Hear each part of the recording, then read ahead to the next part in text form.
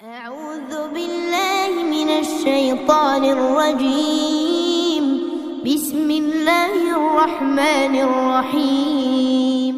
قيل ادخل الجنة قال يا ليت قومي يعلمون بما غفر لي ربي وجعلني من المكرمين وما على قومه من بعده من جند من السماء وما كنا منزلين إن كانت إلا صيحة واحدة فإذا هم خامدون يا حسرة على العباد يا حسرة على العباد ما يأتيهم من رسول إلا كانوا به يستهزئون ألم يروا كم أهلكنا قبلهم من القرون أنهم إليهم لا يرجعون وإن كل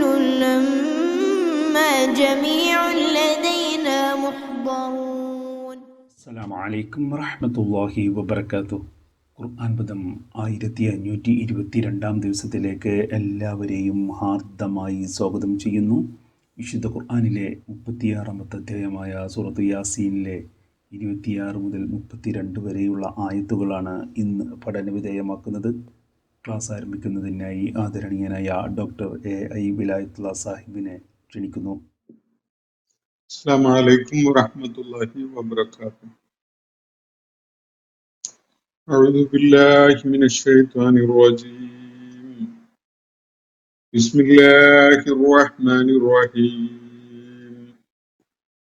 قيل ادخل الجنة قال يا ليت قومي يعلمون بما غفر لي ربي وجعلني من المكرمين وما أنزلنا على قومه من بعده من جند من السماء وما كنا منزلين إن كانت إلا صيحة واحدة فإذا هم خامدون يا حسرة على العباد ما يأتيهم من رسول إلا كانوا به يستهزئون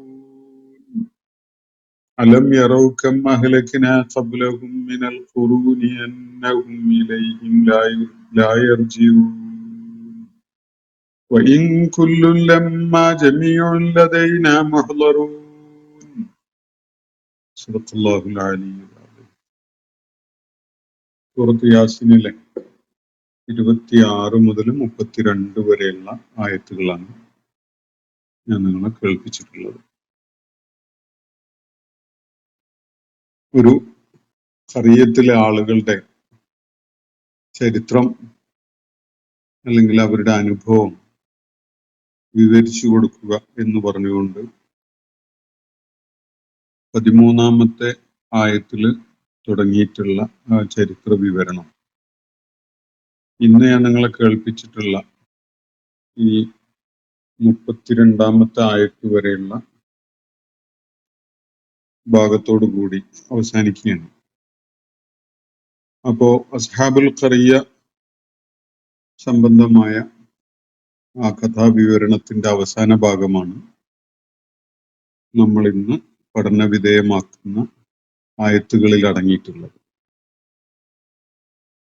കഴിഞ്ഞ ദിവസം നമ്മൾ വായിച്ച ഭാഗത്ത് ഈ ദൂതന്മാരെ നിയോഗിച്ചയച്ച നാട്ടിലെ ആളുകളുടെ പ്രതികരണത്തെ കുറിച്ചൊക്കെ മനസ്സിലാക്കിയതിനെ തുടർന്ന് 3 ദൂതന്മാരെയും അവര് നിഷേധിക്കുകയും കളവാക്കുകയും അവരെ കല്ലെറിയാൻ മുതിരുകയോ ഒക്കെ ചെയ്തുകൊണ്ട് അവരെ ദുർലക്ഷണമായിട്ട് തങ്ങൾക്ക് ദ്രോഹം ഉണ്ടാക്കുന്ന ഒരു സാന്നിധ്യമായിട്ട് കാണുകയും അവരെ വിരട്ടുന്ന വിധത്തിൽ അവരോട് സംസാരിക്കുകയൊക്കെ ചെയ്തുകൊണ്ടിരുന്ന ആ സന്ദർഭത്തിലാണ്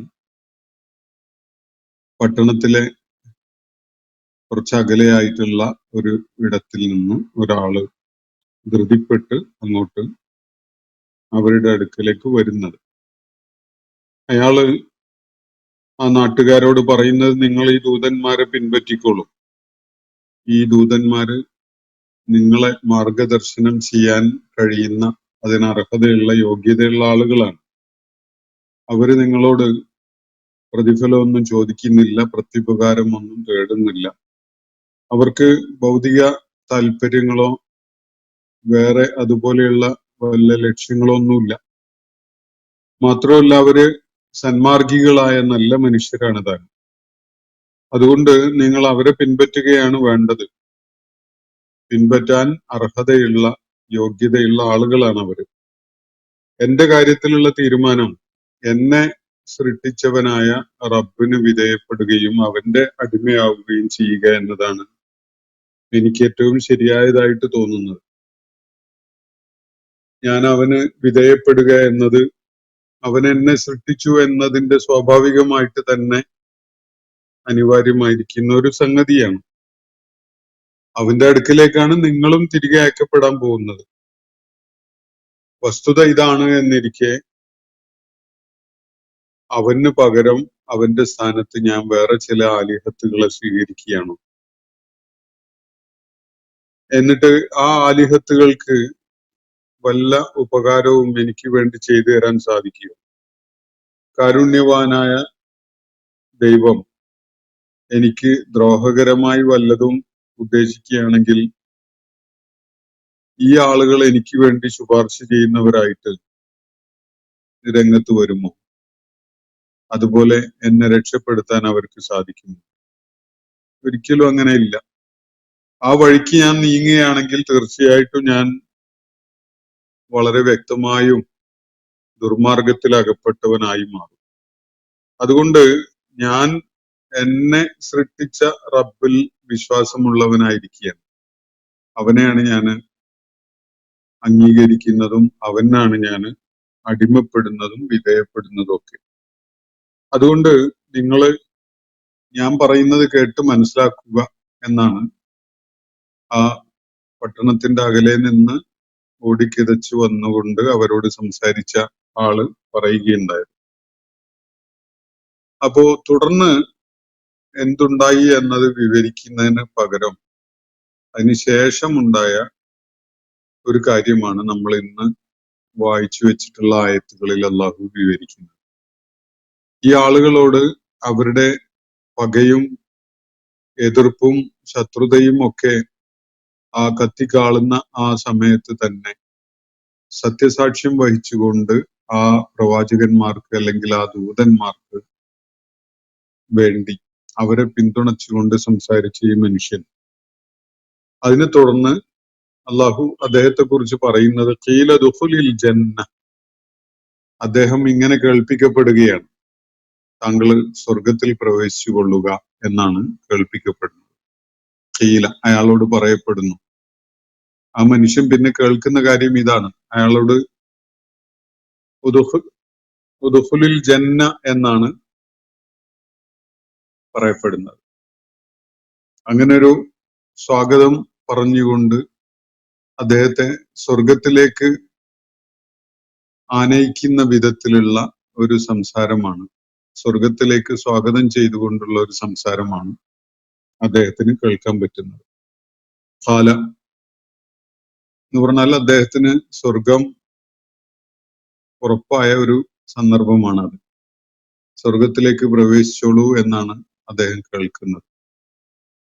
അങ്ങനെ അദ്ദേഹത്തോട് പറയപ്പെട്ടപ്പോ എന്തായിരുന്നു ആ മനുഷ്യന്റെ പ്രതികരണം?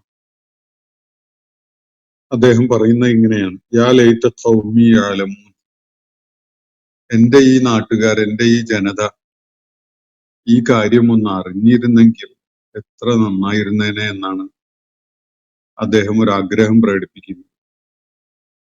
അപ്പൊ ഈ മനുഷ്യനെ പട്ടണത്തിന്റെ അകലെയുള്ള ഒരിടത്ത് നിന്ന് ഓടിക്കിതച്ച് വന്ന് ഈ ദൂതന്മാർക്ക് അനുകൂലമായി സാക്ഷ്യം പറയുകയും അവര് വേറെ താല്പര്യങ്ങളുടെ ഒന്നും പേരിൽ പ്രവർത്തിക്കുന്ന ആളുകളല്ല, സന്മാർഗികളാണ്, അവരെ പിൻപറ്റുകയാണ് നിങ്ങൾക്ക് ഏറ്റവും നല്ലത് എന്ന് നാട്ടുകാരോട് പറയുകയും അതിന്റെ യുക്തിപരത വ്യക്തമാക്കി കൊടുക്കുകയൊക്കെ ചെയ്യുകയാണല്ലോ.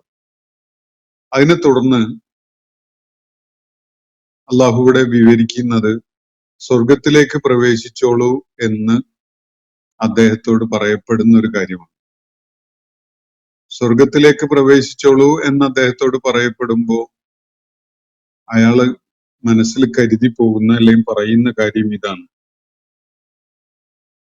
യാ ലൈത ഖൗമി യഅലമൂൻ, എന്റെ ജനത ഇതൊന്ന് അറിയാൻ പറ്റിയിരുന്നെങ്കിൽ, അവർക്ക് ഇതൊന്ന് അറിയാൻ അവസരം ഉണ്ടായിരുന്നെങ്കിൽ, ബിമാ ഗഫറ ലി റബ്ബി, എന്തിന്റെ പേരിലാണ് എന്റെ റബ്ബ് എനിക്ക് മഗ്ഫിറത്ത് തന്നിട്ടുള്ളത്, വജഅലനി മിനൽ മുക്രമീൻ, എന്നെ ആദരണീയരായ ആളുകളുടെ കൂട്ടത്തിൽ ഉൾപ്പെടുത്തുകയും ചെയ്തിട്ടുള്ളത് എന്ന കാര്യം എന്റെ നാട്ടുകാർക്കൊന്ന് അറിയാൻ പറ്റിയിരുന്നെങ്കിൽ എന്നാണ് അദ്ദേഹം ആഗ്രഹം പ്രകടിപ്പിക്കുന്നത്. അപ്പോ വിശുദ്ധ ഖുർആന്റെ ഒരു വിവരണ ശൈലിയുടെ വളരെ ശ്രദ്ധേയമായ ഒരു പ്രത്യേകത ഞാൻ പലപ്പോഴും സൂചിപ്പിച്ചിട്ടുള്ളതാണ്. ചില കാര്യങ്ങള്, ചില സൂചനകൾ മാത്രമേ ഖുർആൻ നൽകുകയുള്ളൂ. വായനക്കാർക്ക്, അനുവാചകർക്ക് അവിടെ അനിവാര്യമായും ചില സംഗതികൾ ചേർത്ത് വായിക്കാൻ പറ്റും. ആ വിധത്തില് വായനക്കാരന്റെ ഭാവനക്കും കാര്യങ്ങൾ മനസ്സിലാക്കാനുള്ള, എക്സ്പ്ലോർ ചെയ്യാനുള്ള സാധ്യതക്കുമൊക്കെ ഒരു സ്പേസ് കൊടുത്തുകൊണ്ട് റീഡർ ഇൻവോൾവ്മെന്റ് വളരെ കൂടുതലുള്ള വിധത്തിലാണ് ഖുർആൻ കാര്യങ്ങൾ അവതരിപ്പിക്കുക. ഇവിടെ ഈ മനുഷ്യൻ കേൾക്കുന്നത് സ്വർഗത്തിലേക്ക് പ്രവേശിച്ചോളൂ എന്നാണ്. സ്വാഭാവികമായിട്ടും നമുക്ക് ആ സാഹചര്യത്തെ കൂടി വിലയിരുത്തിക്കൊണ്ട് മനസ്സിലാക്കാൻ കഴിയുന്ന ഒരു കാര്യം, ആ നാട്ടുകാര് അയാളുടെ സംസാരം കേട്ട് പ്രകോപിതരാവുകയും അയാളെ കൊന്നുകളയുകയും ചെയ്തു എന്നതാണ്. അയാളെ കൊന്നുകളയുകയും ചെയ്തു. അയാളുടെ സംസാരം പ്രവാചകന്മാരെ സത്യപ്പെടുത്തിക്കൊണ്ട്, അല്ലെങ്കിൽ ഈ ദൈവിക ദൂതന്മാരെ സത്യപ്പെടുത്തിക്കൊണ്ട്, അതിനനുകൂലമായ ന്യായങ്ങൾ ചൂണ്ടിക്കാണിച്ചുകൊണ്ട് സംസാരിച്ച ആ മനുഷ്യനോട് ആ നാട്ടുകാർ വല്ലാത്ത ക്രൂരതയാണ് ചെയ്തത്. നേരത്തെ ദൂതന്മാരോട് തന്നെ അവർ പറഞ്ഞിട്ടുണ്ടായിരുന്നത്, നിങ്ങൾ ഈ ഏർപ്പാട് മതിയാക്കുന്നില്ലെങ്കിൽ ഞങ്ങൾ നിങ്ങളെ കല്ലെറിഞ്ഞ് കൊല്ലും എന്നാണ്, അല്ലെങ്കിൽ നിങ്ങളെ കല്ലെറിഞ്ഞ് ഓടിക്കും, കൂടാതെയും പല വേദനകളും പീഡനങ്ങളും ഒക്കെ ഞങ്ങളിൽ നിന്ന് നിങ്ങൾ ഏറ്റുവാങ്ങേണ്ടി വരും എന്നാണ് അവർ പറഞ്ഞിട്ടുണ്ടായിരുന്നത്. ആ ഒരു ഘട്ടത്തിലാണ് ഈ അക്സൽ മദീനയിൽ നിന്ന് ഓടി കിതച്ചെത്തിയിട്ടുള്ള ആള് അവരോട് ദൂതന്മാരെ പിൻപറ്റാനും അത് എങ്ങനെയാണ് ഏറ്റവും ബുദ്ധിപൂർവകമായ ഒരു നടപടിയാണ് എന്നത് അവരെ മനസ്സിലാക്കി കൊടുക്കുന്ന വിധത്തിലുമാണ് അയാൾ സംസാരിച്ചത്. ഈ ഒരു കാര്യം നാട്ടുകാരില് ചിന്ത ഉണർത്തുകയല്ല ചെയ്തിട്ടുള്ളത്.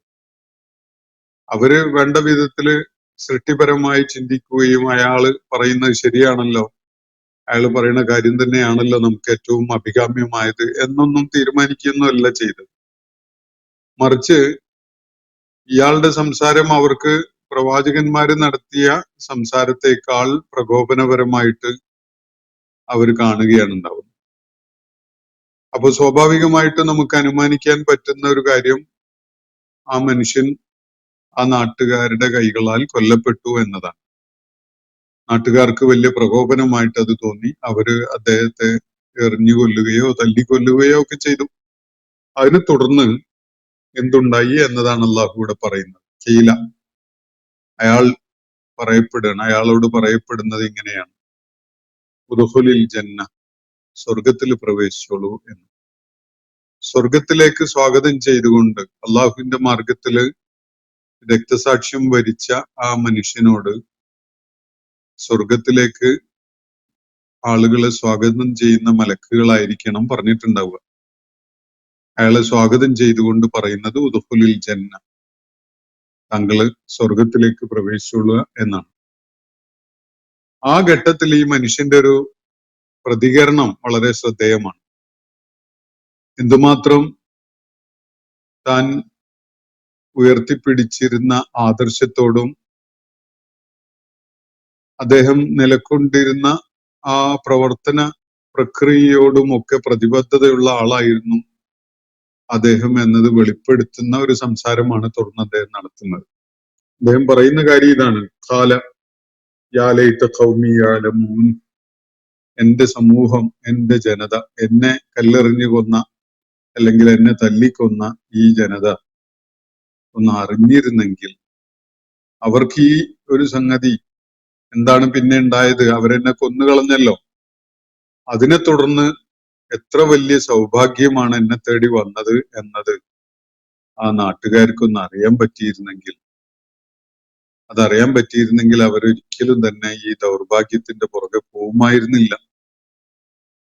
അവർക്ക് ഞാൻ ഏറ്റുവാങ്ങിയ ഈ സൗഭാഗ്യം എത്ര വലിയതാണ് എന്ന കാര്യമൊന്ന് അറിയാനും കാണാനും ഒക്കെ പറ്റിയിരുന്നെങ്കിൽ എന്നാണ് ഈ മനുഷ്യൻ കൊതിച്ചു പോകുന്നത്. യാ ലൈത ഖൗമി യഅലമൂൻ. അദ്ദേഹം പറയുന്ന ഇതാണ്: എന്റെ ജനത, എന്റെ സമൂഹം ഇതൊന്ന് അറിഞ്ഞിരുന്നെങ്കിൽ.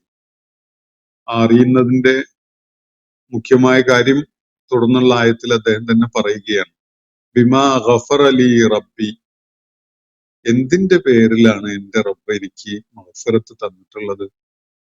എനിക്കെല്ലാം വിട്ടുവീഴ്ച ചെയ്ത് തന്ന് എനിക്കെല്ലാം പുറത്തു മാപ്പാക്കി തന്നത് എന്ത് പുണ്യത്തിന്റെ പേരിലാണ്? ഞാൻ എന്ത് സുഹൃതം ചെയ്തതിന്റെ പേരിലാണ് എനിക്ക് ഈ മഗ്ഫിറത്ത് തന്നുകൊണ്ട് അള്ളാഹു എന്നെ ആദരിച്ചിട്ടുള്ളത്? വജഅലനീ മിനൽ മുക്രമീൻ. എന്നെ ആദരണീയരായ ആളുകളുടെ കൂട്ടത്തില് ഉൾപ്പെടുത്തുകയും ചെയ്തിരിക്കുകയാണല്ലോ. അതെന്ത് സുഹൃതത്തിന്റെ പേരിലാണ്? എന്ത് നന്മ എന്നിൽ നിന്നുണ്ടായതിന്റെ പേരിലാണ് അള്ളാഹു എനിക്ക് ഈ ഔന്നത്യം നൽകിയിട്ടുള്ളത് എന്ന കാര്യം എന്റെ നാട്ടുകാർക്കൊന്ന് അറിയാൻ പറ്റിയിരുന്നെങ്കിൽ എന്നാണ് അദ്ദേഹം ആഗ്രഹം പ്രകടിപ്പിക്കുന്നത്. അള്ളാഹുവിന്റെ മാർഗത്തില് പ്രവാചകന്മാരും ശുഹദാകളും സിദ്ദീഖുകളും അതുപോലെ അള്ളാഹുവിന്റെ മാർഗത്തിൽ നിലകൊള്ളുന്ന ആളുകളൊക്കെ തന്നെയും യഥാർത്ഥത്തില് നേടുന്ന ജീവിത വിശുദ്ധിയും അവരുടെ ലക്ഷ്യപരമായിട്ടുള്ള ഔന്നത്യവും ഒക്കെ എന്താണ് എന്നത് വെളിപ്പെടുത്തുന്ന ഒരു സംസാരമാണ് ഈ മനുഷ്യന്റെ വാക്കുകളിൽ നമുക്ക് കാണാൻ കഴിയുന്നത്. അവരെ സംബന്ധിച്ചിടത്തോളം സ്ഥിരമായിട്ട് ശത്രുക്കളൊന്നുമില്ല, എന്നേക്കുമായിട്ട് വെറുക്കപ്പെട്ടവരായിട്ടും ആരുമില്ല. അവര് നന്മയാണ് ഉദ്ദേശിക്കുന്നത്. അത് തങ്ങളോട് ശത്രുത കാണിക്കുന്ന തങ്ങളുടെ പ്രതിയോഗികളുടെ കാര്യത്തിൽ പോലും വളരെ ആത്മാർത്ഥതയുള്ള നന്മ വരണം എന്നുള്ള ആഗ്രഹമാണ് അവരുടെ കാര്യത്തിലുള്ളത്. അങ്ങനെ ചില കാഴ്ചകൾ നമുക്ക് ചിലപ്പോഴൊക്കെ ആധുനിക കാലഘട്ടത്തിലും കാണാൻ സാധിക്കും.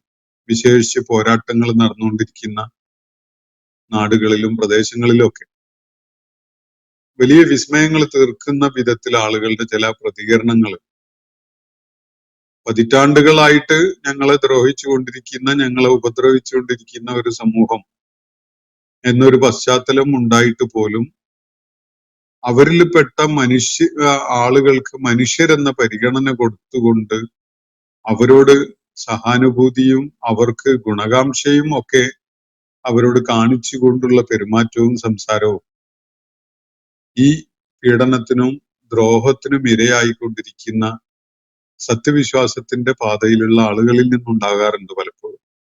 നമ്മൾ അതിന്റെ ചില നേർക്കാഴ്ചകൾ കാണാൻ ഈ കാലഘട്ടത്തില് അവസരം ഉണ്ടായിട്ടുള്ള ആളുകളാണ്. അപ്പൊ ഇവിടെ പട്ടണവാസികളുടെ അടുക്കലേക്ക് വന്നിട്ടുള്ള ആ വിദൂര സ്ഥലത്തു നിന്ന് വന്നിട്ടുള്ള മനുഷ്യൻ ഈ ദൂതന്മാരെ സത്യപ്പെടുത്തിക്കൊണ്ട് സംസാരിക്കുകയും അവരുടെ മാർഗം പിൻപറ്റുകയാണ് ഏറ്റവും ഉത്തമമായത് എന്നത് യുക്തിഭദ്രമായ നിലക്ക് നാട്ടുകാരെ ബോധ്യപ്പെടുത്തുന്ന വിധത്തിൽ സംസാരിക്കുകയൊക്കെ ചെയ്തുവല്ലോ. അതിനെ തുടർന്ന് ആ നാട്ടുകാർ അദ്ദേഹത്തെ കൈകാര്യം ചെയ്തു, കൊന്നുകളഞ്ഞു. അദ്ദേഹം രക്തസാക്ഷിയായി അള്ളാഹുവിന്റെ മാർഗത്തില്. അദ്ദേഹം ഉടനെ കേൾക്കുന്നത് ഉദുഖുലുൽ ജന്ന എന്നാണ്. ഉദുഖുലുൽ ജന്ന എന്നാണ് അദ്ദേഹം കേൾക്കുന്നത്. സ്വർഗത്തിൽ പ്രവേശിച്ചോളൂ എന്ന, സ്വർഗത്തിലേക്ക് സ്വാഗതം ചെയ്തുകൊണ്ടുള്ള വാചകം. അത് ആ സന്തോഷ അനുഭവം ഉണ്ടാവുന്ന ആ ഉടനെ തന്നെ ഈ മനുഷ്യന്റെ മനസ്സിൽ തോന്നുന്നത് ഇതൊന്ന് നാട്ടുകാർക്ക് അറിയാൻ പറ്റിയിരുന്നെങ്കിൽ അവർ ഈ സത്യനിഷേധത്തിന്റെ, ധിക്കാരത്തിന്റെ, അക്രമത്തിന്റെ, ദൂതന്മാരോട് ദ്രോഹം ചെയ്യുന്നതിൻ്റെതായ വഴിയിൽ നീങ്ങുമായിരുന്നില്ല. അവര് എന്നെ കൊല ചെയ്തുവെങ്കിലും യഥാർത്ഥത്തിൽ എനിക്ക് അതൊരു വലിയ സൗഭാഗ്യമായി മാറി എന്നത്, എന്റെ ജീവിതം ഞാൻ അള്ളാഹുവിന്റെ മാർഗത്തിൽ സമർപ്പിച്ചു എന്നതും അത് അള്ളാഹുവിന്റെ അടുക്കൽ സ്വീകാര്യത നേടി എന്നതും ഒക്കെ അവർക്ക് അറിയാൻ പറ്റിയിരുന്നെങ്കിൽ എന്നാണ് ഈ മനുഷ്യൻ ആഗ്രഹിച്ചു പോകുന്നത്. അപ്പോ സത്യവിശ്വാസ മാർഗത്തിൽ നിലകൊള്ളുന്ന ഒരാള് ആർജിക്കുന്ന വ്യക്തി സംസ്കരണത്തിന്റെ വളരെ ഉന്നതമായ ഒരു തലമാണ് ഇതിവിടെ അള്ളാഹു വെളിപ്പെടുത്തിയിരിക്കുന്നത്. ശത്രുക്കളോട് പോലും അവർക്ക് പകയില്ല. ഏതെങ്കിലും ഒരു ഘട്ടത്തില് അവര് അള്ളാഹുവിനെ തിരിച്ചറിയുന്നവരും സത്യമാർഗം ഉൾക്കൊണ്ടുകൊണ്ട് തങ്ങളോടൊപ്പം ചേരാൻ സന്നദ്ധരാവുന്നവരുമായി മാറുന്നുവെങ്കിൽ അവരെ ഹൃദയപൂർവം സ്വീകരിക്കാൻ സാധിക്കുന്ന ഒരു മനോഘടനയാണ് സത്യവിശ്വാസ മാർഗം സ്വീകരിച്ച ആളുകൾക്ക് ഉണ്ടാവുക. അതിന്റെ നേർക്കാഴ്ചകൾ പലപ്പോഴും നമ്മൾ നബി സല്ലല്ലാഹു അലൈഹി വസല്ലമയുടെ സമൂഹത്തിൽ കാണുകയുണ്ടായി. ആദ്യകാലത്ത് ഇസ്ലാമിനോടും മുസ്ലിങ്ങളോടും ഒക്കെ വലിയ അക്രമവും ദ്രോഹവും ഒക്കെ ചെയ്തിരുന്ന പലരും പിന്നീട് ഇസ്ലാമിലേക്ക് വന്നപ്പോ അവരെ ഇസ്ലാമിന്റെ പേരിൽ, അള്ളാഹുവിന്റെ പേരിൽ സഹോദരന്മാരായി ഹൃദയപൂർവ്വം സ്വീകരിക്കുന്നതിന് ആദ്യകാലത്ത് ഇസ്ലാമിലേക്ക് വന്നിട്ടുണ്ടായിരുന്ന സകല പീഡനങ്ങളും ഏറ്റുവാങ്ങേണ്ടി വന്ന ആളുകൾക്ക് യാതൊരു മനപ്രയാസവും ഉണ്ടായിരുന്നില്ല. അവര് സന്തോഷപൂർവമാണ് ദീർഘകാലം അവരോട് ശത്രുതയോടുകൂടി പെരുമാറിയ ആളുകളെ പോലും സ്വീകരിച്ച് ആനയിക്കുകയുണ്ടായത്. അവരോട് വലിയ സൗഹാർദ്ദവും അതുപോലെ സാഹോദര്യവും ഒക്കെയാണ് അവര് സ്ഥാപിച്ചെടുക്കുകയുണ്ടായത് എന്നത് ചരിത്ര വസ്തുതയാണ്. ധാരാളം സംഭവങ്ങള് ഒട്ടേറെ വ്യക്തികളുടെ കാര്യത്തില് ചരിത്രത്തിൽ നമുക്കിത് കാണാൻ സാധിക്കും. ഏറ്റവും മനസ്സിന് പ്രയാസമുണ്ടാക്കിയ ചില വിഷയങ്ങൾ ഹദീസുകളിൽ അള്ളാഹുവിന്റെ പ്രവാചകൻ തന്നെ പങ്കുവെക്കുന്ന നമുക്ക് കാണാം. അള്ളാഹുവിന്റെ പ്രവാചകന്റെ പിതൃ സഹോദരനായിരുന്ന ഹംസ റളിയല്ലാഹു അൻഹുവിനെ ഉഹദ് യുദ്ധത്തിൽ കൊന്നുകളഞ്ഞ, അദ്ദേഹത്തെ ലക്ഷ്യം വെച്ചുകൊണ്ട് ചാട്ടുളി എറിഞ്ഞ് അദ്ദേഹത്തിനെ വീഴ്ത്തിക്കളഞ്ഞ വ്യക്തിയാണ് വഹ്ശി. അദ്ദേഹം പിന്നീട് ഇസ്ലാം സ്വീകരിക്കുകയാണ്. പക്ഷെ അദ്ദേഹത്തെ ഇപ്പോൾ നബി സല്ലല്ലാഹു അലൈഹി വസല്ലമക്ക് ഒരുപക്ഷെ അദ്ദേഹത്തിന്റെ ദൗത്യ നിർവഹണ കാലഘട്ടത്തിൽ ഏറ്റവും ഏറെ മനസ്സിന് പ്രയാസം സൃഷ്ടിച്ച ഒരു സംഭവമാണ് ഹംസ റളിയല്ലാഹു അൻഹുവിന്റെ മരണം. ആ ഒരു സംഗതിക്ക് ഉത്തരവാദിയായ ആൾ ഇസ്ലാമിലേക്ക് വന്നപ്പോൾ പോലും അദ്ദേഹത്തെ എല്ലാ നിലക്കും ആദരിച്ചുകൊണ്ടും സ്നേഹ ബഹുമാനങ്ങൾ നൽകിക്കൊണ്ടും തന്നെയാണ് ഇസ്ലാമിക സമൂഹം ഏറ്റുവാങ്ങിയിട്ടുണ്ടായത്. ഏറ്റവും ഏറെ മനസ്സിന് മുറിവേറ്റ ഒരു അനുഭവം ഉണ്ടായിരുന്ന ആളായിരുന്നു അള്ളാഹുവിന്റെ പ്രവാചകൻ ഈ വിഷയത്തിൽ. പക്ഷെ അള്ളാഹുവിന്റെ പ്രവാചകൻ പോലും ഇക്കാര്യത്തില് തന്റെ എല്ലാ വേദനയും വിഷമവും അടക്കി ഒതുക്കി നിർത്തിക്കൊണ്ട് വഹ്ശിയെ സ്വീകരിക്കാൻ സന്നദ്ധാവുന്ന ഒരു കാഴ്ച നമുക്ക് ചരിത്രത്തിൽ കാണാൻ കഴിയുന്നുണ്ട്. ഇപ്പൊ ഞാൻ അതിന്റെ വിശദാംശങ്ങളിലേക്ക് ഇപ്പൊ പോകുന്നില്ല. ഞാൻ സൂചിപ്പിച്ച ഒരു കാര്യം, ഈ വിദൂരമായ ഇടത്ത് നിന്ന് ഓടി വന്ന് ഈ നാട്ടുകാരോട് കാര്യങ്ങളൊക്കെ പറഞ്ഞ് ഗുണദോഷിച്ച ആ മനുഷ്യൻ കൊല്ലപ്പെടുകയും അള്ളാഹുവിന്റെ മാർഗത്തിൽ രക്തസാക്ഷിയായ ആ വ്യക്തിക്ക് സ്വർഗത്തിലേക്ക് പ്രവേശനം അനുവദിക്കപ്പെടുകയൊക്കെ ചെയ്ത കാര്യമാണല്ലോ ഇവിടെ പറയുന്നത്. അപ്പൊ സ്വർഗപ്രവേശനം ലഭിച്ച ആ ഘട്ടത്തിൽ അദ്ദേഹം പറഞ്ഞു പോയ കാര്യം, യാ ലൈത ഖൗമി യഅലമൂൻ, എന്റെ നാട്ടുകാർ ഇതിനെ കുറിച്ചൊന്ന് അവർക്ക് അറിയാൻ പറ്റിയിരുന്നെങ്കിൽ എനിക്ക് എന്റെ റബ്ബ് മഗ്ഫിറത്ത് തന്ന കാര്യവും എനിക്ക് വലിയ ആദരണീയത തന്നുകൊണ്ട് മുക്രമുകളോടൊപ്പം എന്നെ സ്വീകരിച്ച് ആനയിച്ചിട്ടുള്ള കാര്യവും ഈ നാട്ടുകാർക്കൊന്ന് അറിയാൻ പറ്റിയിരുന്നെങ്കിൽ എന്നാണ് ആ മനുഷ്യൻ ആഗ്രഹം പ്രകടിപ്പിക്കുന്നത്. അപ്പോ അതിനെ തുടർന്ന് ആ സംഭവങ്ങളെ കുറിച്ച് അള്ളാഹു തുടർന്ന് പറയുന്നത്, വമാ അൻസൽനാ അലാ ഖൗമിഹി മിൻ ബഅദിഹി മിൻ ജുൻദിൻ മിനസ് സമാ വമാ കുന്നാ മുൻസിലീൻ. അതിനെ തുടർന്ന് ഈ ആളെ കൊന്നുകളഞ്ഞതിനെ തുടർന്ന് അയാൾക്ക് തീർച്ചയായിട്ടും അള്ളാഹു സ്വർഗപ്രവേശം അനുവദിച്ചു. ആ സംഭവം വിവരിക്കപ്പെട്ടു ഇവിടെ. അതിനെ തുടർന്ന് ആ നാട്ടുകാരുടെ കാര്യം എന്തായി എന്നതാണ് പിന്നീട് പറയുന്നത്. ഒമാ അൻസൽനാ അലാ ഖൗമിഹി മിൻ ബഅദിഹി, അദ്ദേഹത്തിന് ശേഷം അദ്ദേഹത്തിന്റെ ആ ജനതയുടെ മേൽ നാം ഇറക്കുകയുണ്ടായില്ല. മിൻ ജുന്ദിൻ, ഒരു സൈന്യത്തെയും, മിനസ്സമാ, ആകാശലോകത്ത് നിന്ന് ഒരു സൈന്യത്തെയൊന്നും അവരുടെ നേരെ നാം അയക്കുകയുണ്ടായില്ല. വമാ കുന്നാ മുൻസിലീൻ, അങ്ങനെ സൈന്യത്തെ ഇറക്കുന്ന ഏർപ്പാട് നമുക്കില്ല, അല്ലെങ്കിൽ അങ്ങനെ ഒരു സൈന്യത്തെ ഇറക്കേണ്ട ആവശ്യമൊന്നും നമുക്കില്ല. യഥാർത്ഥത്തിൽ ഈ ആളുകളെ കൈകാര്യം ചെയ്യാൻ വാനലോകത്ത് നിന്ന് ഒരു സൈന്യത്തെ ഇറക്കേണ്ട ആവശ്യമൊന്നുമില്ല.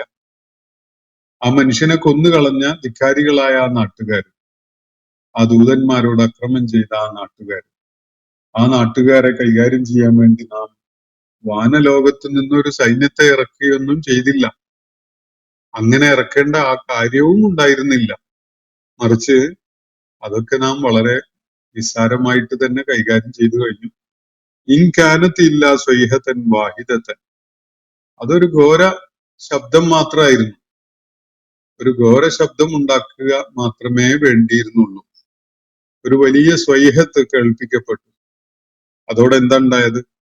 ഫൈദാഹും ഹമിദൂൻ, അതോടെ അവരെല്ലാവരും നിലംപരിശായി വീണു. അവരൊക്കെയും മരിച്ചു വീണു. അതാണ് സംഭവിക്കുന്നത്. അള്ളാഹുവിന്റെ ഒരു നടപടി ഉണ്ടായി, അവർക്കെതിരിൽ ശിക്ഷ ഇറങ്ങി. ഒരു ഘോര ശബ്ദം, ഒരു ഗർജനം. ആ ഗർജനം ഉണ്ടായതോടുകൂടി തന്നെ അവരൊക്കെയും തന്നെ പ്രജ്ഞയറ്റ് നിലത്ത് വീഴുകയായിരുന്നു. ജീവൻ നഷ്ടപ്പെട്ടവരായി നിലം പതിക്കുകയായിരുന്നു അവരെല്ലാവരും തന്നെ. അപ്പൊ ആ നാട്ടിന്റെ മേൽ അവരിലേക്ക് നിയോഗിക്കപ്പെട്ട 3 പ്രവാചകന്മാരുടെ ദൗത്യ നിർവഹണം പൂർത്തിയായതിനെ തുടർന്ന് ഒരു താക്കീതുകാരനായിട്ട് ഒരാൾ അകലെ നിന്ന് ഓടിയെത്തി കാര്യങ്ങൾ പറയുകയൊക്കെ ചെയ്തതിന് ശേഷം അള്ളാഹു ആ നാട്ടുകാരെ നശിപ്പിച്ചു കളയുകയായിരുന്നു. ഒരു ഘോര ശബ്ദം പുറപ്പെടുവിച്ച് അവരെല്ലാവരും മരിച്ചു വീഴുന്ന ഒരു അനുഭവമാണ് പിന്നീട് ഉണ്ടാകുന്നത് എന്നതാണ് അള്ളാഹുവിടെ ചൂണ്ടിക്കാണിക്കുന്നത്. അതിന് അള്ളാഹുവിന് ഒരുപാട് പ്രയാസപ്പെടേണ്ടിയൊന്നും വന്നിട്ടില്ല. ഇവിടെ ഇപ്പൊ പലപ്പോഴും ഉന്നയിക്കപ്പെടാറുള്ള ഒരു ചോദ്യം അതാണ്. ഗസയില് ഫലസ്തീൻ പോരാളികള്, ഹമാസ് പോരാളികള് ദിനേന കൊന്നൊടുക്കപ്പെടുമ്പോ എന്തുകൊണ്ട് ഈ ശത്രുക്കൾക്കെതിരെ അള്ളാഹുവിന്റെ നടപടി ഉണ്ടാവുന്നില്ല? ഈ ക്രൂരത അവരുടെ മേൽ അഴിച്ചുവിടുന്ന ധിക്കാരികളും അഹങ്കാരികളും ഒക്കെയായ ആ സമൂഹത്തിന്റെ എതിരിൽ ഒരു നടപടി എന്തുകൊണ്ട് ഉണ്ടാവുന്നില്ല എന്ന കാര്യം ആലോചിക്കാറുണ്ട് പലരും. ആ വിഷയം ഉന്നയിക്കാറുമുണ്ട്. പക്ഷെ അതിന് അള്ളാഹുവിന്റെ നിശ്ചയങ്ങളുണ്ട് ഓരോ സംഗതിക്കും. അതാണ് അതിന് യഥാർത്ഥത്തിലുള്ള ഉത്തരം. അള്ളാഹുവിനെ സംബന്ധിച്ചിടത്തോളം അവരെ കൈകാര്യം ചെയ്യുക എന്നത് അങ്ങനെ പ്രയാസമുള്ള ഒരു കാര്യമൊന്നുമില്ല. അതിന് വാനലോകത്തു നിന്ന് ഒരു സൈന്യത്തെ ഇറക്കേണ്ടൊന്നും ആവശ്യമില്ല. ഒരു ഘോര ഗർജനം മാത്രമേ വേണ്ടി വന്നുള്ളൂ. അവരൊക്കെയും തന്നെ ജീവനറ്റവരായി നിലം പതിക്കുകയായിരുന്നു എന്നാണ് ഈ നാട്ടുകാരെ കുറിച്ച് അള്ളാഹുവിടെ പറയുന്നത്. ഇതേപോലെയുള്ള നടപടികള് അള്ളാഹു സ്വീകരിക്കാറുള്ളത് സാധാരണഗതിയിൽ പ്രവാചകന്മാരുടെ ദൗത്യ നിർവഹണവുമായി ബന്ധപ്പെട്ടുകൊണ്ട് മാത്രമാണ്. അത് നമ്മൾ മനസ്സിലാക്കേണ്ടതുണ്ട്.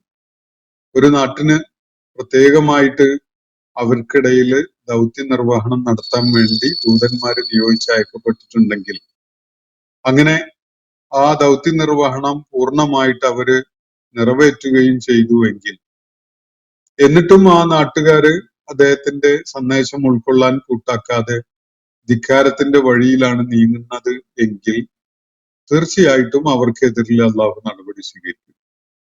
ധാരാളം സംഭവങ്ങൾ വിശുദ്ധ ഖുർആൻ അങ്ങനെ പരാമർശിക്കുന്നുണ്ട്. സ്വാലിഹ് അലൈഹി ഇസ്ലാമിന്റെ സമൂഹം, സമൂദ് ഗോത്രം, അതുപോലെ ഹൂദ് അലൈഹി ഇസ്ലാം നിയോഗിക്കപ്പെട്ടിരുന്ന ആദ് സമൂഹം, അതുപോലെ ഷുഐബ് അലൈഹി ഇസ്ലാമിന്റെ മദിയൻ സമൂഹം, ലൂത്ത് അലൈഹി ഇസ്ലാമിന്റെ സമൂഹം, നൂഹ് അലൈഹി ഇസ്ലാമിന്റെ സമൂഹം, അങ്ങനെ ഒട്ടേറെ സമൂഹങ്ങളെ കുറിച്ച് ഖുർആൻ പരാമർശിക്കുന്നുണ്ട്. അപ്പോ പ്രവാചകന്മാരുടെ ദൗത്യ നിർവഹണം പൂർത്തീകരിച്ചു കഴിഞ്ഞാൽ ആ നാട്ടിലെ ആളുകള് അതിനോട് ക്രിയാത്മകമായി പ്രതികരിക്കാൻ കൂട്ടാക്കാതെ ധിക്കാരത്തിന്റെയും അക്രമത്തിന്റെയും വഴിയിൽ നീങ്ങുകയാണെങ്കിൽ തീർച്ചയായിട്ടും അവർക്കെതിരിൽ ദൈവിക നടപടി ഉണ്ടാവും. ഇവിടെ ഈ നാട്ടുകാരുടെ മേൽ അള്ളാഹു ഒരു നടപടി സ്വീകരിക്കുകയാണ്. പക്ഷെ അള്ളാഹു ഇവിടെ പറയുന്നത് പലരും സങ്കല്പിക്കുന്ന പോലെ അവർ ഭയങ്കര ആയുധബലമുള്ളവരാണ്, ആൾബലമുള്ളതാണ്, ഒരുപാട് ലോകരാജ്യങ്ങൾ അവരെ പിന്തുണക്കുന്നുണ്ട്, അതുകൊണ്ട് അവരെ ഒന്നും ചെയ്യാൻ പറ്റൂല. ഇതൊക്കെ നമ്മളെ മനുഷ്യരെന്നുള്ള നിലക്കുള്ള ആലോചനയിൽ രൂപപ്പെടുന്ന കാര്യങ്ങൾ മാത്രമാണ്.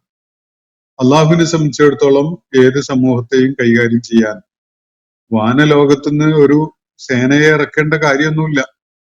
അങ്ങനെ ചെയ്യുന്ന ഒരു നടപടി അള്ളാഹു പിന്തുടരാറുമില്ല. അതിന്റെ ഒന്നും കാര്യമില്ല, അതൊന്നും വേണ്ടതില്ല.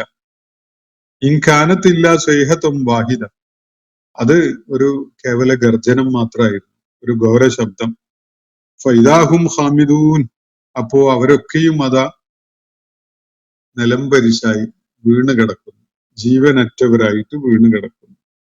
എന്നിട്ട് തുടർന്ന് അള്ളാഹു പറയുകയാണ്, യാ ഹസറത്തന്നാലിബാദ്, ഈ ദാസന്മാരുടെ, അള്ളാഹുവിന്റെ ദാസന്മാരാണല്ലോ ഇവരൊക്കെ, അവരുടെ ഒരു കഷ്ടകാലം ഒന്ന് ആലോചിച്ച് നോക്കൂ. യാ ഹസറത്തന്നാലിബാദ് മാ യഅതീഹിം മിർ റസൂലിൻ ഇല്ലാ കാനൂ ബിഹി യസ്തഹ്സിഊൻ, ഇവരിലേക്ക് ഒരു ദൂതനും എത്തിയിട്ടുണ്ടായിരുന്നില്ല അവരെ ഇവർ പരിഹസിച്ചു വിട്ടുകൊണ്ടല്ലാതെ. എന്ന് പറഞ്ഞാൽ എത്ര തന്നെ ദൂതന്മാരെ അള്ളാഹു അവരുടെ അടുക്കലേക്ക് നിയോഗിച്ച് അയച്ചിട്ടുണ്ടായിരുന്നെങ്കിലും ആ നാട്ടുകാര് വലിയ പരിഹാസമായിരുന്നു ദൂതന്മാരെ. പരിഹസിച്ച് അങ്ങ് ഇരുത്തി കളയുക എന്നതായിരുന്നു അവർ പിന്തുടർന്നിരുന്ന ഒരു രീതി. ഇല്ലാ കാനൂ ബിഹി യസ്തഹ്സിഊൻ, എത്ര ഗൗരവമുള്ള കാര്യം പറഞ്ഞുകൊണ്ടാണ് ദൂതന്മാർ വന്നിരുന്നതെങ്കിലും ഈ കൂട്ടര് പരിഹാസം തന്നെയാണ് നടത്തിയിരുന്നത്. അത് ആവർത്തിച്ച് ദൂതന്മാര് വന്നിട്ടും അവരുടെ ആ പരിഹാസത്തിന്റെ സ്വഭാവത്തിന് മാറ്റമൊന്നും ഉണ്ടായിട്ടില്ല. എന്നിട്ട് അള്ളാഹു ചോദിക്കുകയാണ്, അലം യറൗ കം അഹ്ലക്നാ ഖബ്ലഹും മിനൽ ഖുറൂൻ, ഇവർക്ക് മുമ്പ് എത്രയോ തലമുറകളെ നാം നശിപ്പിക്കുകയുണ്ടായി എന്ന കാര്യം ഇവർക്ക് കാണാൻ പറ്റിയിട്ടുണ്ടായിരുന്നില്ലേ? എത്ര സമൂഹങ്ങളെ നാം ഇവർക്ക് മുമ്പ് നശിപ്പിച്ചിട്ടുണ്ട് ഈ വക ധിക്കാരം കാണിച്ചതിന്റെ പേരിൽ. അത് ഇവർക്ക് കാണാൻ പറ്റിയിട്ടുണ്ടായിരുന്നില്ലേ? അന്നഹും ഇലൈഹിം ലാ യർജിഊൻ, അവരൊന്നും തന്നെ ഇവരുടെ അടുക്കലേക്ക് പിന്നെ തിരികെ എത്തിയിട്ടില്ലല്ലോ. അങ്ങനെ തിരികെ എത്തുന്ന ഒരു കാര്യം സംഭവിച്ചിട്ടില്ല. അവരൊക്കെ അള്ളാഹു നശിപ്പിക്കുകയാണ് ചെയ്തിട്ടുള്ളത്. അപ്പോ ഇവർക്ക് മുമ്പ് എത്രയോ സമൂഹങ്ങളെ ഈ നിലപാട് സ്വീകരിച്ചതിന്റെ പേരിൽ അള്ളാഹു നശിപ്പിച്ചു കളഞ്ഞിട്ടുണ്ട്. അവരാരും ഇവരുടെ അടുക്കലേക്ക് തിരികെ വന്നിട്ടില്ല. ആ സംഭവങ്ങളൊന്നും ഇവർക്ക് അറിയാനും കാണാനും പറ്റുന്നുണ്ടായിരുന്നില്ലേ എന്നതാണ് ചോദ്യം. എന്നിട്ട് അള്ളാഹു പറയണു, വഇൻ കുല്ലുൻ ലമ്മാ ജമീഉൻ ലദൈനാ മുഹ്ളറൂൻ, അവരൊക്കെയും തന്നെ ഒരാളെയും വിട്ടുകളയാതെ എല്ലാവരും തന്നെ നമ്മുടെ മുന്നിൽ ഹാജരാവുന്നതുമാണ്. ഹാജറാവും അവരൊക്കെയും തന്നെ നമ്മുടെ മുന്നിൽ, നമ്മുടെ സന്നിധിയിൽ തന്നെ അവർ വന്നു ചേരും. അവരുടെ ജീവിത കാലഘട്ടത്തിൽ അവർ ചെയ്ത കാര്യങ്ങളെ വിചാരണ ചെയ്യുന്നതിന് വേണ്ടി അവരൊക്കെയും തന്നെ അവരുടെ കർമ്മ പുസ്തകങ്ങളുമായിട്ട് നമ്മുടെ മുന്നിൽ ഹാജറാവുക തന്നെ ചെയ്യും. ഇവരൊക്കെ ഭൂമുഖത്തു നിന്ന് തുടച്ചു നീക്കപ്പെട്ടതാണ്. അവരുടെ ചരിത്രാവശിഷ്ടങ്ങൾ നമ്മളുടെയൊക്കെ മുന്നിലുണ്ട്. അതൊന്നും ഈ കൂട്ടർക്ക്, ഇപ്പോ നശിപ്പിക്കപ്പെട്ട കൂട്ടർക്ക് കാണാൻ പറ്റിയിട്ടുണ്ടായിരുന്നില്ലേ എന്നാണ് അള്ളാഹു കൂടെ ചോദിച്ചിരിക്കുന്നത്. അവരാരും തന്നെ ജീവനോടെ പിന്നെ നിങ്ങളുടെ അടുക്കലേക്ക് തിരിച്ചു വന്നിട്ടില്ലല്ലോ. അവർ ചരിത്രത്തിൽ ഒരു ട്രേസും ഇല്ലാത്ത വിധത്തില് തുടച്ചു നീക്കപ്പെട്ടിരിക്കുക. അവരും അവരുടെ മക്കളും അവരുടെ പിന്മുറക്കാരും എന്നൊന്നും പറയാവുന്ന വിധത്തില് ഒരു അടയാളപ്പെടുത്തലും ബാക്കിയില്ലാത്ത വിധത്തിലാണ് നശിപ്പിക്കപ്പെട്ടു പോയിട്ടുള്ളത്. ആരാണ് ഇന്ന് ഫിറഔന്റെ സമൂഹത്തെ പ്രതിനിധീകരിക്കാനുള്ളത്? ലൂത്ത് അലൈഹി ഇസ്ലാമിന്റെ നശിപ്പിക്കപ്പെട്ട ആ സമൂഹത്തിനെ പ്രതിനിധീകരിക്കാൻ ഇന്ന് ലോകത്ത് ആരാണുള്ളത്? സമൂദ്, അതുപോലെ ആദ് സമൂഹങ്ങളെ പ്രതിനിധീകരിച്ചുകൊണ്ട് അവർക്ക് വേണ്ടി സംസാരിക്കാൻ ഇന്ന് ആരാണുള്ളത്? ഒരു കൂട്ടരും അവർക്ക് വേണ്ടി തിരിച്ചു വന്നിട്ടില്ല. എന്നാൽ ഇവരൊക്കെയും തന്നെ അള്ളാഹുവിന്റെ മുന്നിൽ അവരുടെ കർമ്മ പുസ്തകങ്ങളുമായിട്ട് ഹാജരാക്കപ്പെടുന്ന ഒരു നാള് വരാനിരിക്കുന്നു. ഇതാണ് യാഥാർത്ഥ്യം. അപ്പോ ഇവിടെ ഈ പട്ടണത്തിന്റെ അകലെ നിന്ന് ഓടിക്കതച്ച് വന്ന് ഇവർക്ക് ഉപദേശങ്ങൾ നൽകിയ ആ മനുഷ്യന്റെ കാര്യത്തില് എന്താണ് അദ്ദേഹത്തിന്റെ സത്യം വെട്ടിത്തുറന്ന് പറഞ്ഞുകൊണ്ടുള്ള ആ നിലപാടിനോട് പ്രതികരിച്ചുകൊണ്ട് ആ നാട്ടുകാർ സ്വീകരിച്ച നടപടി? ഇവിടെ നൽകപ്പെടുന്ന സൂചന അദ്ദേഹം കൊല്ലപ്പെട്ടു എന്നാണ്. അതുകൊണ്ടാണല്ലോ അദ്ദേഹത്തെ സ്വർഗത്തിലേക്ക് ആനയിക്കപ്പെടുന്നത്. സ്വർഗത്തിലേക്ക് സ്വാഗതം ചെയ്യപ്പെടുന്നത് അദ്ദേഹം, അത് സൂചിപ്പിക്കുന്ന അദ്ദേഹം മരിച്ചു, അദ്ദേഹം ഭൂമുഖത്ത് നിന്ന് വിട വാങ്ങി എന്നതാണ്. ഈ സാഹചര്യം, ഈ വിവരണ ശൈലിയിൽ നിന്ന് വ്യക്തമാവുന്നത് ഈ നാട്ടുകാർ അദ്ദേഹത്തെ എന്തോ വിധത്തിൽ ഉപദ്രവം ചെയ്തു, അയാൾ മരിച്ചുപോയി എന്നതാണ്. അപ്പോ മരണശേഷം കൊല്ലപ്പെട്ട ഉടനെ രക്തസാക്ഷിയായി അള്ളാഹുവിന്റെ അടുക്കലേക്ക് തിരികെ കേൾക്കുന്നത് ഉദ്ഖുലുൽ ജന്ന എന്നാണ്. ഉദ്ഖുലുൽ ജന്ന എന്നാണ്, സ്വർഗത്തിൽ പ്രവേശിച്ചോളൂ എന്നതാണ് കേൾക്കുന്നത്. അപ്പൊ ഈ ഒരു സംഗതി, ഇത് സംബന്ധമായ ചില ചർച്ചകള് ഖുർആൻ വ്യാഖ്യാതാക്കൾക്കിടയിൽ കാണാം. ഒരാള് രക്തസാക്ഷിയായിട്ടോ അല്ലാതെയോ മരിക്കുകയാണെങ്കിൽ ഉടനെ തന്നെ അദ്ദേഹം നരകസ്വർഗങ്ങളിലേക്ക് എത്തുമോ? അതല്ല, ഒരു ബർസഖ് എന്ന് പറയുന്ന ഒരു കാലമില്ലേ? മരണശേഷം പിന്നെ അന്ത്യനാള് ആഗതമാവുകയും എല്ലാവരുടെയും വിചാരണകള് നടത്തപ്പെടുകയൊക്കെ ചെയ്തിട്ട് ആണല്ലോ ആളുകള് സ്വർഗത്തിലേക്കും നരകത്തിലേക്കും ഒക്കെ പോവുക. ഈ ആളുകൾ ഉടനെ തന്നെ സ്വർഗത്തിലേക്ക് പ്രവേശിച്ചോളൂ എന്ന കാര്യം കേൾപ്പിക്കപ്പെടുന്നത്, സൂചിപ്പിക്കുന്നത് അവർക്ക് ഒരു ബർസഖിന്റെ കാലം ഉണ്ടായില്ല എന്നാണോ? ഇതാണ് ഇത് സംബന്ധമായി ഉന്നയിക്കപ്പെടുന്ന ചോദ്യം. യഥാർത്ഥത്തിൽ ബർസഖ് എന്നത് ഒരു യാഥാർത്ഥ്യമായിട്ട് വിശുദ്ധ ഖുർആൻ സൂചന നൽകുന്നുണ്ട്. അത് ഹദീസുകളിലും അതിന്റെ ധാരാളം വിശദാംശങ്ങൾ നമുക്ക് കാണാൻ കഴിയും. ഇവിടെ അള്ളാഹുവിന്റെ മാർഗത്തില് രക്തസാക്ഷ്യം വരിക്കുന്ന ആളുകളെ സംബന്ധിച്ചിടത്തോളം അവർക്ക് ലഭിക്കാൻ പോകുന്ന സ്വർഗീയ അനുഭവങ്ങളെ കുറിച്ചുള്ള സന്തോഷ വാർത്ത അവരുടെ മരണത്തോടു കൂടി തന്നെ ലഭിക്കുന്നു എന്നതാണ്. അവര് മരണപ്പെടുന്നതോടു കൂടി തന്നെ സ്വർഗലബ്ധിയെ കുറിച്ചുള്ള സന്തോഷ വാർത്ത അവർക്ക് അറിയിക്കപ്പെടുന്നു. അത് തുടർന്നുള്ള സംഭവങ്ങൾ അവർക്ക് അറിയാനും ഫീൽ ചെയ്യാനൊക്കെ കഴിയുന്നു. അവരുടെ ആത്മാക്കൾ അത് അറിയുന്നുണ്ട്. അപ്പൊ സ്വർഗലബ്ധി ഉണ്ടാകുന്നതിന് ഒരു പുനരുത്ഥാനം സംഭവിക്കേണ്ടതുണ്ട്. അതിനുശേഷമാണ് ആളുകള് സ്വർഗത്തിലേക്കും നരകത്തിലേക്കും ഒക്കെ ആനയിക്കപ്പെടുക. പക്ഷെ അതിന്റെ മുമ്പ് തന്നെ ബർസഖിയായ ഘട്ടത്തിൽ തന്നെ ആളുകൾക്ക് അവരെ ഏറ്റുവാങ്ങാൻ പോകുന്ന പ്രതിഫലം എന്താണ് എന്നതിനെ കുറിച്ചുള്ള സൂചനയും സന്തോഷ വാർത്തയൊക്കെ ഉണ്ടാവും. നമുക്കറിയാലോ, ചില സ്വപ്നങ്ങൾക്ക് യാഥാർത്ഥ്യങ്ങളെക്കാൾ അനുഭവ തലങ്ങൾ ഉണ്ടാകും. നമ്മൾ സന്തോഷമുള്ള ഒരു സംഗതിയാണെങ്കിൽ സ്വപ്നത്തിൽ അനുഭവിക്കുന്നത് ആ അനുഭവം ഉണ്ടാകുന്ന അതേ വിധത്തിലാണ്. അതിന്റെ എല്ലാ ആനന്ദ തലങ്ങളും അനുഭവിച്ചുകൊണ്ടാണ് നമ്മൾ സ്വപ്നത്തിൽ ഒരു സന്തോഷം അനുഭവിക്കുന്നത്. ഒരു വിഷമവും പ്രയാസവും അതുപോലെ വേദനയും ഒക്കെ അനുഭവിക്കുന്നതും അതുപോലെ തന്നെയാണ്. ബർസഖ് കാലഘട്ടത്തില് ഈ രക്തസാക്ഷികൾക്ക് സ്വർഗം അനുഭവിക്കുന്നതിന് തുല്യമായ മാനസികമായ അനുഭവം അതിന്റെ കാത്തിരിപ്പിലും അതിനെക്കുറിച്ചുള്ള സന്തോഷ വാർത്ത ലഭിക്കുന്നതിലും ഒക്കെ ഉണ്ട് എന്നതിന്റെ ഒരു സൂചനയാണ് നമുക്ക് ഈ ആയത്തിൽ ലഭിക്കുന്നത്. ആ നിലക്ക് അതിനെ നമുക്ക് മനസ്സിലാക്കാൻ സാധിക്കും. വ്യത്യസ്തമായ രീതിയിൽ അതിനെ വ്യാഖ്യാനിച്ച മുഫസ്സിറുകളുണ്ട്. ചിലര് അവര് രക്തസാക്ഷികൾ ഉടനെ തന്നെ സ്വർഗത്തിൽ പ്രവേശിപ്പിക്കപ്പെടുന്നു എന്ന് മനസ്സിലാക്കുന്നു. വേറെ ചിലര് വിചാരണയുടെ പുനരുത്ഥാനത്തിന്റെ നാളിനെ തുടർന്നാണ് എല്ലാവരും സ്വർഗത്തിലേക്കും നരകത്തിലേക്കും ഒക്കെയായി തിരിക്കപ്പെടുക എന്ന അഭിപ്രായവും കാണും. പക്ഷെ ബർസഖ് ഒരു യാഥാർത്ഥ്യമാണ് എന്നതിനാൽ ബർസഖില് ഈ അനുഭവം അവരെ ഏറ്റുവാങ്ങാൻ പോകുന്ന ഒന്നുകിൽ സ്വർഗീയ ജീവിതത്തിന്റെ അല്ലെങ്കിൽ ദുരിതം ഏറ്റുവാങ്ങാൻ പോകുന്നതിന്റെ ഒക്കെ ഒരു നേരത്തെ തന്നെ സ്വപ്ന തുല്യമായ ഒരു അനുഭവം അവർക്കുണ്ടാകുന്നു എന്നത് ഈ ബർസഖിന്റെ കാലത്ത് അവരുടെ ശരിയായ അനുഭവമായിട്ട് തന്നെ സൂചിപ്പിക്കുന്ന ഒരു കാര്യമായിട്ട് ഈ ആയത്തിലെ പരാമർശങ്ങൾ നമുക്ക് മനസ്സിലാക്കാൻ സാധിക്കും. ഇന്നത്തെ സെഷൻ ഞാനിവിടെ അവസാനിപ്പിക്കുകയാണ്. ഇന്നത്തെ ഖുർആൻ പദം ഇവിടെ സമാപിക്കുന്നു. ഖുർആൻ പഠനത്തിൽ പങ്കെടുത്ത എല്ലാവർക്കും അല്ലാഹു അർഹമായ പ്രതിഫലം നൽകി അനുഗ്രഹിക്കട്ടെ.